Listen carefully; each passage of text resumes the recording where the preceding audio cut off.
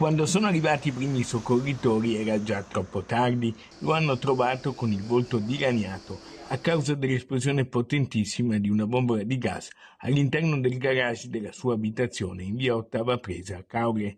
Una drammatica e tragica sfortunata coincidenza, un incidente era dietro l'angolo nel suo destino. Così ha perso la vita drammaticamente Giovanni Gusso, per tutti i residenti della zona semplicemente Nani, 58 anni, ex pescatore molto conosciuto nella località balneare del litorale veneto.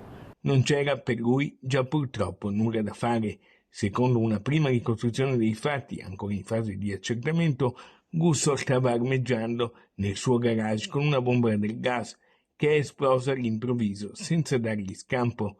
Sul posto sono arrivati in pochi minuti dalla chiamata i soccorritori del SUAM 118 di Caorle, i vigili del fuoco e i carabinieri per i rilievi del caso. Sconvolta la moglie Serena, i familiari e i tanti amici che ne hanno ricordato ed elogiato la grande professionalità e bontà d'animo. Giovanni aveva praticato vari tipi di pesca, era appassionato di immersioni ed era molto esperto.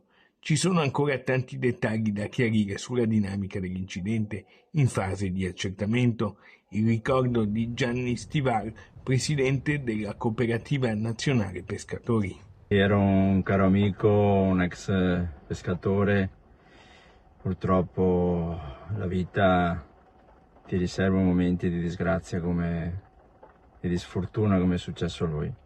Ha fatto più attività di pesca, più di una tipologia, ha fatto il pescatore a strascico e anche il pescatore a vongole.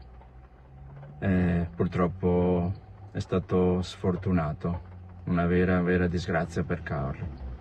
Tutta Caorle si è stretta in queste ore alla famiglia, con molte testimonianze di affetto e stima che continuano ad arrivare senza sosta.